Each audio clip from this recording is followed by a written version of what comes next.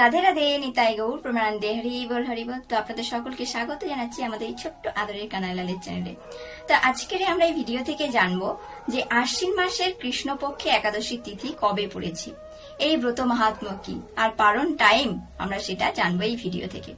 তো আশ্বিন মাসের কৃষ্ণপক্ষে একাদশী পড়েছে 2024 28 সেপ্টেম্বর শনিবার। এদিনকে আমরা এই কৃষ্ণপক্ষে একাদশী, আশ্বিন মাসের কৃষ্ণপক্ষে একাদশী ইন্দিরা একাদশী ব্রত পালন করব।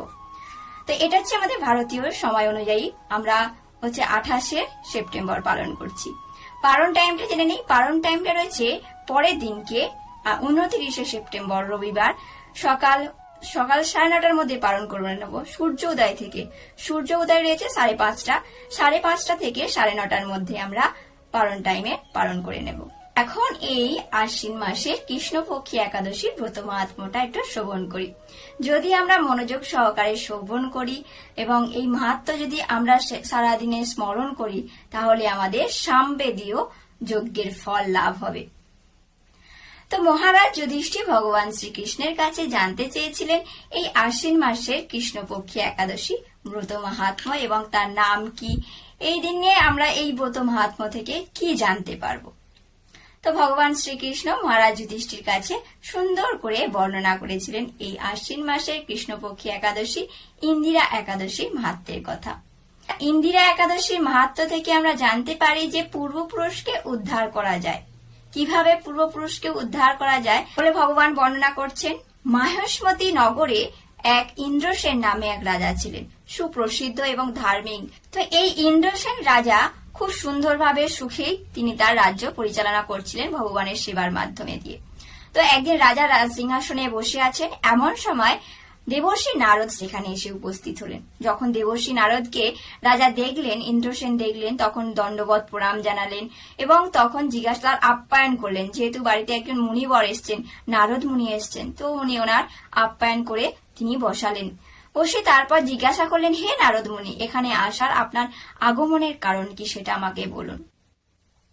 তখন নারদ মুনি সুন্দর করে বলছেন, হে রাজা, আমি একবার যমালয়ে গিয়েছিলাম। সেখানে গিয়ে আপনার পিতাকে এই নরকের যন্ত্রণা ভোগ করতে দেখেছি।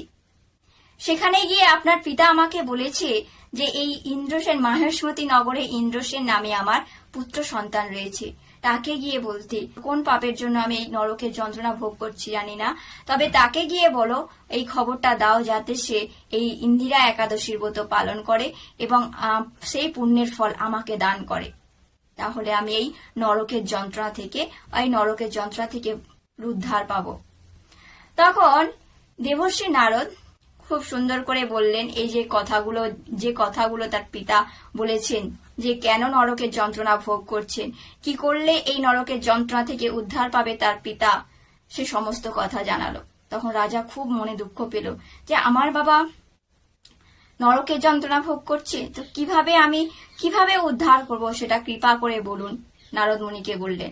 মুনি রাজাকে বললেন যে একাদশীর আগের দিন, দশমীর দিনকে প্রাতঃ স্নান করবেন এবং দুপুরবেলা মধ্যাহ্নকালীন আবার পুনরায় স্নান করবেন। রাত্রিবেলা অর্থাৎ দশমীর রাত্রিবেলা ভূমিতে শয়ন করবেন। আবার পরের দিনকে, যেদিনকে একাদশী, সেদিনকে খুব সকালবেলা স্নান করে ভগবানের সেবায় অর্থাৎ ভগবানের মঙ্গল আরতি, ভগবানের সেবা করে পুরো সারা দিনটা নিহারে থাকবেন অর্থাৎ না খেয়ে থাকবেন। পরের দিনে দ্বাদশীর দিনকে খুব সুন্দরভাবে ভগবানের অর্চন করে, সেবা অর্চন করে ঠিক সময় মতো পালন করে নেবেন। তারপর পালনের সময় যে একাদশীর ফলটা সেটা আপনার পিতার উদ্দেশ্যে অর্পণ করবেন। ভগবানের কাছে প্রার্থনা করবেন, হে ভগবান, আমি এই একাদশীর ব্রত পালন করলাম। আমি জানি না যে আমার বাবা অর্থাৎ এই ইন্দ্রসেনের পিতা ছিলেন, তিনিও ধার্মিক ছিলেন, তিনিও খুব সুন্দরভাবে ভগবানের সেবার মধ্যে যুক্ত ছিলেন, তবুও কোনো কারণবশত তিনি নরকের যন্ত্রণা ভোগ করছেন। তো তখন রাজাকে, ইন্দ্রসেনকে নারদ মুনি বললেন যে তখন দ্বাদশীর দিনকে এই একাদশীর ফল আপনি আপনার পিতাকে উদ্দেশ্য করবেন, ভগবানের সামনে উদ্দেশ্য করে ভগবানের কাছে অর্পণ করবেন। নারদ মুনি সেই স্থান থেকে চলে গেলেন। তারপর রাজা পরিবার এবং প্রজা সকল প্রজাদেরকে নিয়ে একসঙ্গে আনন্দ করে এই একাদশীর ব্রত পালন করলেন। দ্বাদশীর দিনকে ভগবানের সেবা অর্চন করার পর ব্রাহ্মণদেরকে ভোজন করানো হবে। ভোজন করালে যে পূর্ণ ফল হবে সেটা আপনার পিতার উদ্দেশ্যে অর্পণ করার ফলে সঙ্গে সঙ্গে আকাশ থেকে পুষ্পবৃষ্টি হলো এবং দৈববাণী হলো। রাজার পিতা তখন তিনি কি করলেন, এই নরকের যন্ত্রণা থেকে উদ্ধার পেয়ে তিনি বৈকুণ্ঠে গমন করলেন। রাজাও কি করলো, ধীরে ধীরে কালক্রমে রাজাও তার রাজ্যের ভার পুত্রের হাতে দিয়ে তিনিও বৈকুণ্ঠে গমন করলেন। তো এভাবে আমরা জানতে পারলাম এই আশ্বিন মাসের কৃষ্ণপক্ষী একাদশী ব্রত মাহাত্ম্যের কথা, অর্থাৎ ইন্দিরা একাদশীর ব্রত মাহাত্ম্যের কথা জানতে পারলাম।